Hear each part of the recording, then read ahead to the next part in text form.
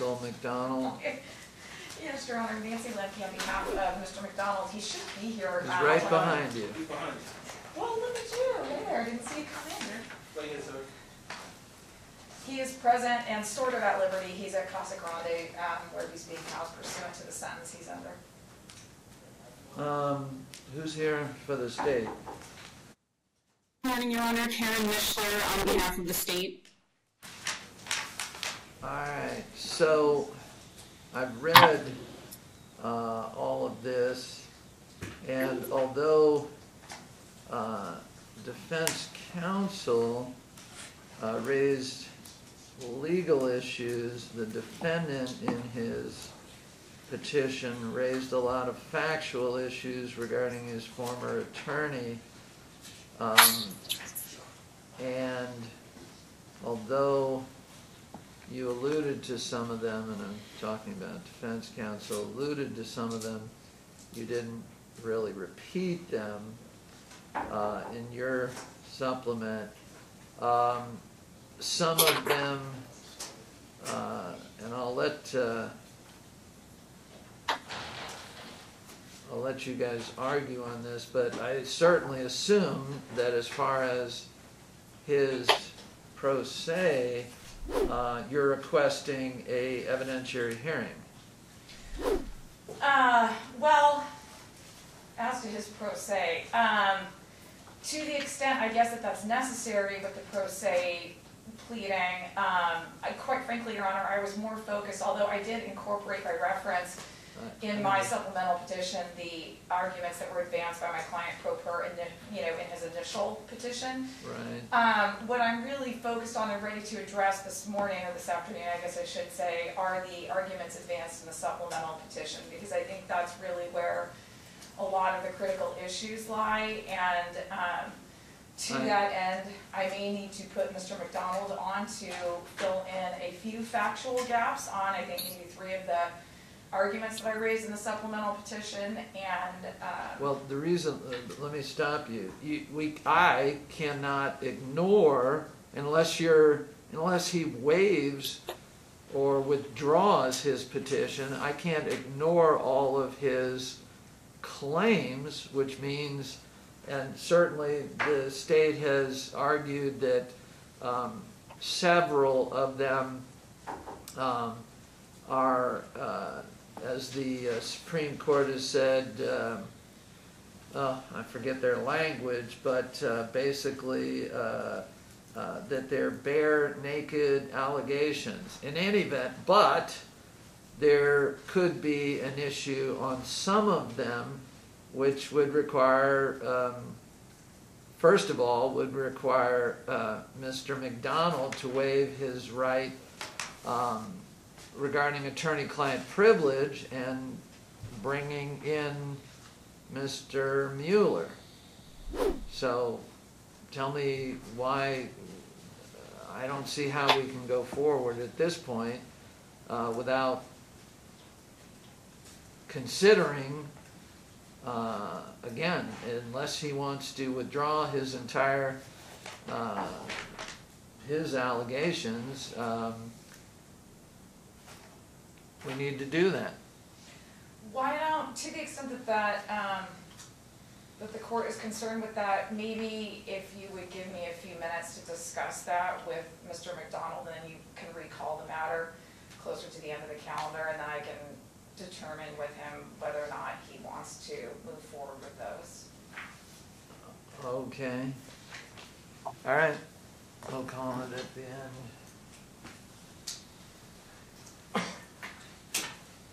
What else? Where we go? Oh, page 7. McDonald, Michael. Oh, did I didn't keep that. You put yourself down, Michael. 832-506, and go ahead and state your appearance again. Thank you, Your Honor. Nancy Lemcke on behalf of Mr. McDonald, who is present, and he's technically, I guess, at liberty, but he is being housed at Casa Grande pursuant to this court's earlier sentence. So I don't know if that makes him present out of custody or technically in. And Karen Mishler on behalf of the state, Your Honor. Okay, so just to continue, because the defendant made several claims of ineffective assistance that were based on factual issues, he needs to waive his right to attorney-client privilege if he's going to proceed on those, and we need to set a hearing. What did you decide? Yeah, so Your Honor, he is prepared to waive attorney-client privilege to the extent that it's necessary to flesh out some of the factual issues. We are prepared to proceed today. It is our position that that Mr. McDonald can testify to what factual issues need to be kind of clarified in terms of the issues that have been raised. Everything else in terms of what wasn't done by trial counsel, we have adequately asserted those in both his initial pro per petition and our successive supplemental filing. If the state wanted to argue that there were strategic decisions that resulted in some of the deficiencies that we have outlined, then that would be their burden to proffer some evidence to support that. I think they're going to struggle because I have interviewed the one witness who could testify to that, and I think they're going to have a hard time with that. Nonetheless, they've made representations in their responsive pleading that there were strategic decisions made. I would suggest to the court, if they want to put on evidence to that effect, they would need to do it. But we are prepared to proceed today with what we have and Mr. McDonald's testimony. I understand, but somebody pointed out. Go ahead. Sorry, Your Honor, but just to be clear, in any evidentiary hearing on a habeas petition, it's the petitioner's responsibility and burden to demonstrate their claims by a preponderance of the evidence, and it is actually a petitioner's responsibility when they raise ineffective assistance of counsel claims to call prior trial counsel. It's not the state's responsibility to do that. Additionally, this was not set for an evidentiary hearing for today, so the state would definitely object to going forward on an evidentiary hearing on this. Well, just to respond, that's false. I mean, we raised the claims. We make the arguments that there were deficiencies that occurred. If the state wants to argue that there were strategic decisions that the deficiencies were the product of, it's their burden to respond and proffer testimony through trial counsel that indeed trial counsel failed to do certain things because there was a strategic determination made not to do them. That's how it works. We have raised the issues that relate to trial counsel's inadequacies to the extent that there is additional information that is needed for the court to hear from Mr. McDonald on certain of those claims, then we would present that testimony, and we are prepared to do so today. So with that in mind, I would submit the question of whether or not there should be a hearing today or not to the court, understanding that we're ready to go forward today. All right, well,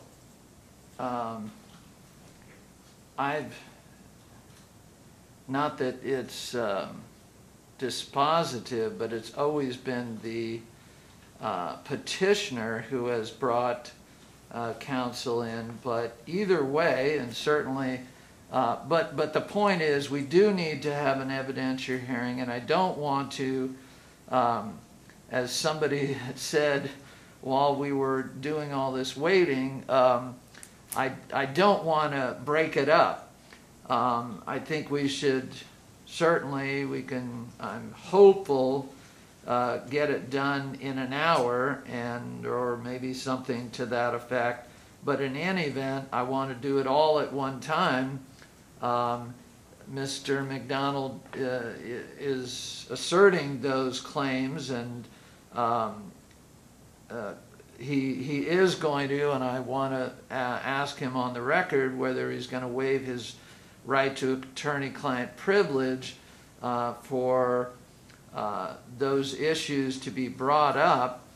But I'm going to set a time when we can do this separate and apart from the fact that I've now been in here for hours plus without a break, and that goes more importantly for the staff, when we can do all of that at one time.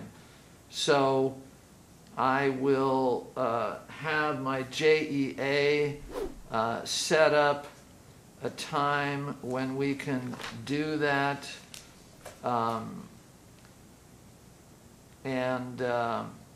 Mr. McDonald, on the issues that you've raised regarding ineffective assistance of counsel, are you going to waive your attorney-client privilege regarding those issues? Yes, Judge. All right. So I'll have my JEA notify everybody when we can coordinate this, and now with Omicron, etc. I don't care who, well, I would agree that under the case law, the petitioner has the burden of proof, but as if the state wants to bring in Mr. Mueller, or whether the petitioner does, I certainly don't care. Mr. McDonald will testify. How long do you expect that to take? I would say probably at most 20 or 30 minutes. Okay, and then certainly him, and then hopefully much less than that, Your Honor. Okay, so again, an hour and a half, something like that. The briefing was extensive on both sides, so it's I'm only going to have limited argument on that. So I will have my JEA's out sick, but when she's back, we will schedule that. Sounds good, Your Honor. All right. Anything else? No, not from this. Your Honor, defense counsel may be able to clarify this, but it just came to my attention recently. It looks to me, looking at the Department of Corrections website, that Mr. McDonald, the petitioner, has actually expired his sentence in this case. He is at Casa Grande transitional housing, but my understanding is that that's on his other case, which is in a different department. If that's correct, a number of his claims regarding the sentence that he received, those claims are now moot, because he obviously, the only relief that can be granted for those types of claims are receiving a new sentencing hearing. He can't be resentenced in this case. He's already served his sentence. I saw defense counsel nodding. So is that correct, that Mr. McDonald is not serving a sentence in this case?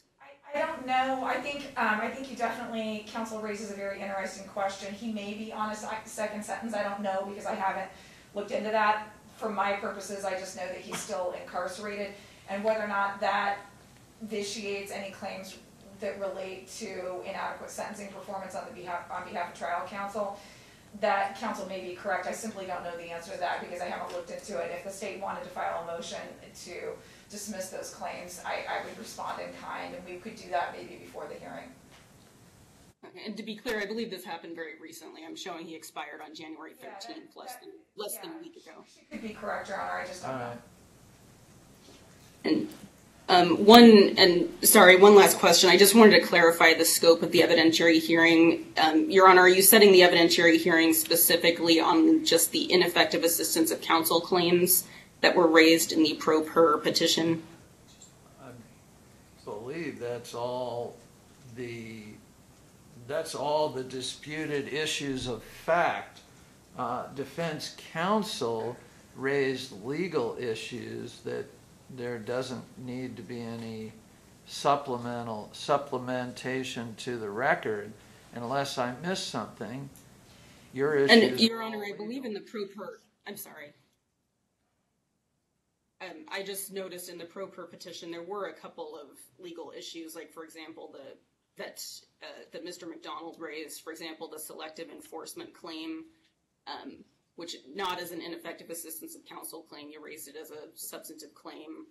Our response was that it was barred under the law of the case, and he also raised a double jeopardy claim that was previously litigated. That was my reading of it. Those two were not ineffective assistance of counsel claims. And those, I don't think the defense counsel is going to argue those weren't, well, maybe you are, but those were resolved by the Supreme Court. I see. As to the vindictive prosecution claim, here's what I can tell Correct. the court and counsel for the state is that I intend to put on whatever testimony that I think is necessary to bear out some of the factual representations that relate to the claims that both Mr. McDonald and I made in the supplemental petition.